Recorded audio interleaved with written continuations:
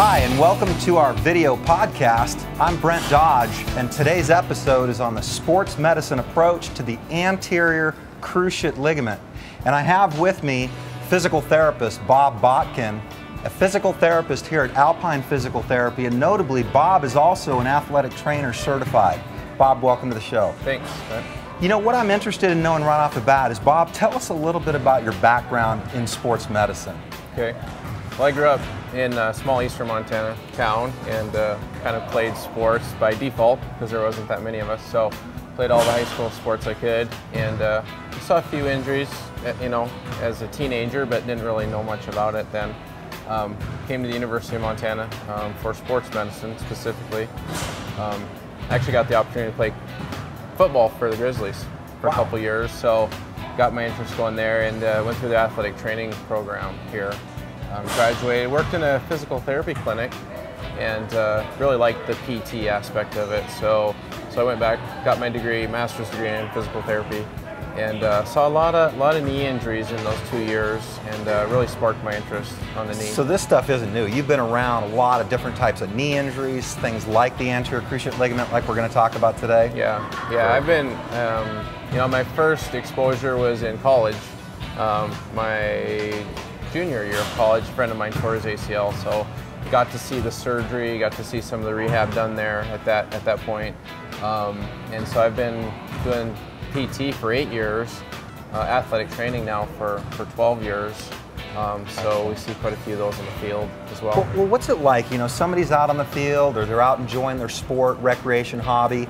They end up with something going on in their knee. What do they do if they think they might have an anterior cruciate ligament problem? Sure. Yeah, I'm fortunate enough to be a licensed athletic trainer, and so I see those on the field and acutely. And so if there's an athletic trainer there, that's great. We work with a coach, try to assess that, get them in to see an orthopedic specialist or their general physician. If there's not an athletic trainer, I might get a phone call or at home or at the office, and we try to get them steered in the right direction. Is it truly an ACL injury, or is it just more of a strain? So we really need to try to figure that out and not get too excited until we know for sure what we're dealing with. And so, yeah, you're obviously out there on the field. You're working with different sports teams and so forth. How about the average, you know, weekend warrior person that's out, maybe golfing or water skiing? What does that person do? Do they go to an emergency room? How should they proceed? People will do different things. If they're out in the water and they crash and burn and they think they've torn up their knee. Some people will go to the emergency room. They want to know right away, and sometimes that's really good because they can get an x-ray done and make sure nothing's broken. Unfortunately, an x-ray won't show a ligament tear, as you know, so that sometimes doesn't tell us much, but the physician there might be able to tell them. A lot of times they'll send them to an orthopedic specialist to kind of reconfirm that. Some people don't go to the emergency room at all. They'll wait, they'll schedule to see their family practitioner or an orthopedic surgeon that they know. And then they go that route. My recommendation is if they do injure their knee, try to stay off it, get some ice on it until they know for sure what they're dealing with. Bob, this is great information. What about the person out there who's perhaps had an ACL problem, they've gone through the channels, and they end up as a client with you? What can they expect? Where do they start with you? Someone that is maybe scheduled for surgery, or maybe they even want to avoid surgery, finish their season or their sport.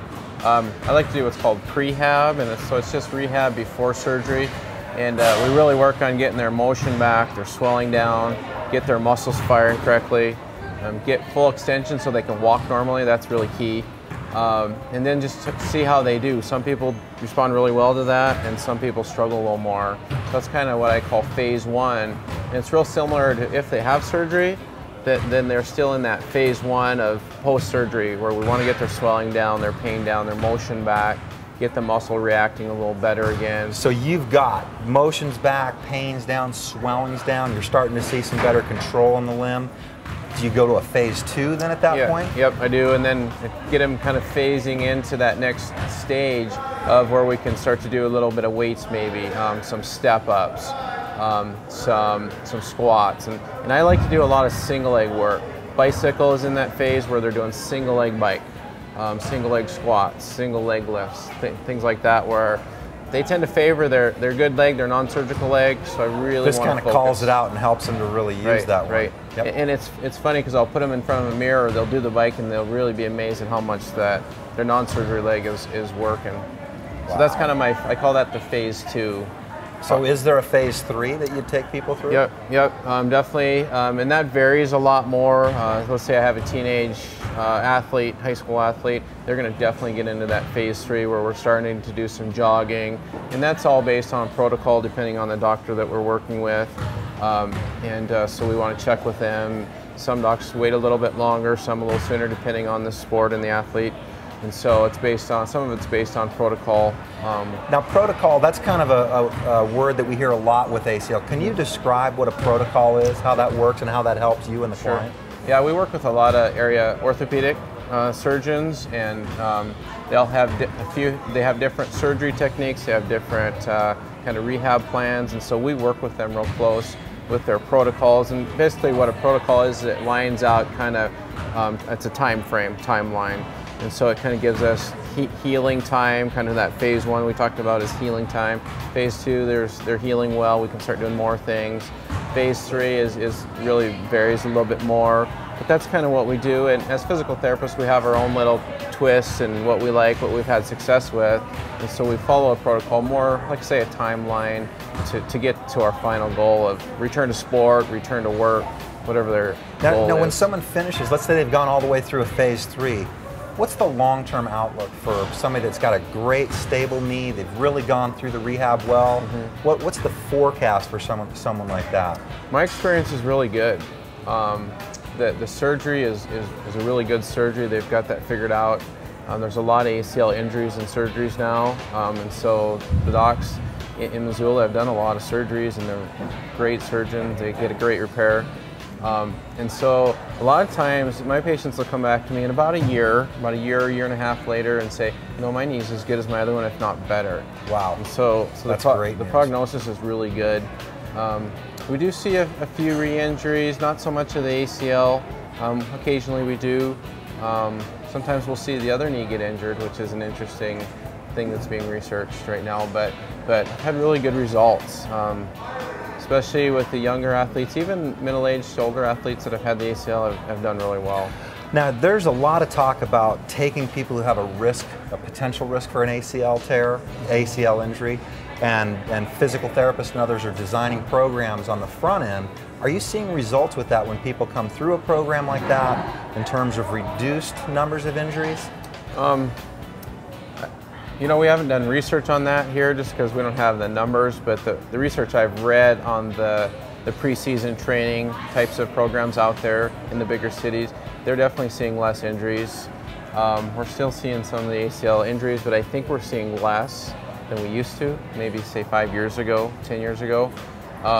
Personally, I've done some programs and I don't know, I can't say for sure that they've decreased injuries, but I know performance-wise, a lot of these high school athletes have done, you know, they feel better, they feel stronger, they feel faster. Fantastic. So hopefully we're preventing some injuries. I think we are. Well, Bob, I really appreciate the information you've given, and I know our viewing audience is looking forward to your tip of the day. We'll go to that right now. Thanks.